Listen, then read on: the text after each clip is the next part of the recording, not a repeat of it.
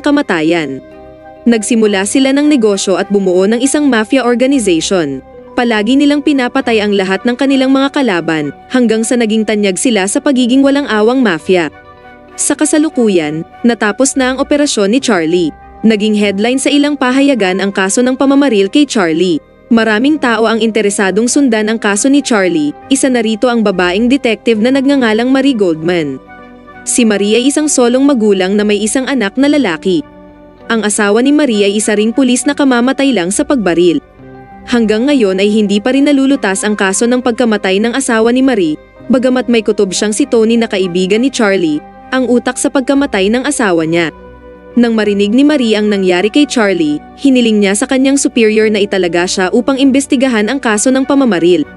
Tinupad nga ang kanyang hiling, at agad na pumunta siya sa pinangyarihan ng pamamaril, at napansin niya roon ang kakaibang bagay kung saan may ilang tama ng bala sa parehong pader, na para bang isa sa mga bumaril ay sinadyang huwag patamaan si Charlie. Samantala sa ospital, dinalaw si Charlie ng kanyang pamilya at mga kaibigan. Gayunpaman, pinahintulutan lamang silang makita si Charlie sa bintana mula sa labas ng silid. Si Karim na bumisita din doon ay naging emosyonal nang makita ang kalagayan ni Charlie.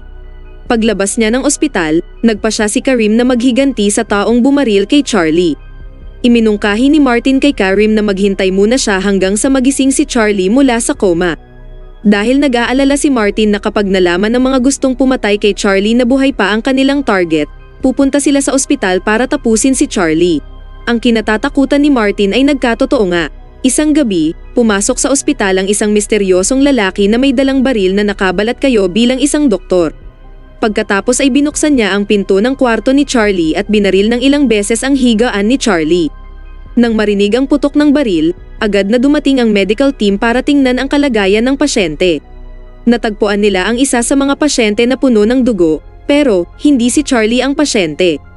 Inilipat pala ni Detective Marie si Charlie sa ibang silid bago ang insidente ng pamamaril. Alam ni Marie na tiyak na pupunta sa ospital ang mga salarin para tapusin si Charlie. Makalipas ang ilang araw, nang bumuti na ang kalagayan ni Charlie, dumalaw si Tony. Nangako si Tony kay Charlie na hahanapin niya ang mga salarin. Ilang sandali pa, sa pamamagitan ng CCTV camera, napansin ni Marie sina Karim at Martin na inilabas nila si Charlie sa ospital at umalis sakay ng sasakyan. Agad namang inutusan ni Marie ang kanyang mga tauhan na sundan sina Karim at Martin. Sa daan, napagtanto ni Karim at Martin na sinusundan sila. May tinawagan si Karim para tulungan siyang makatakas sa mga pulis. Isang habulan ang naganap sa pagitan ng sasakyan ni Karim at ng sasakyan ng pulis. Dumating ang mga tauhan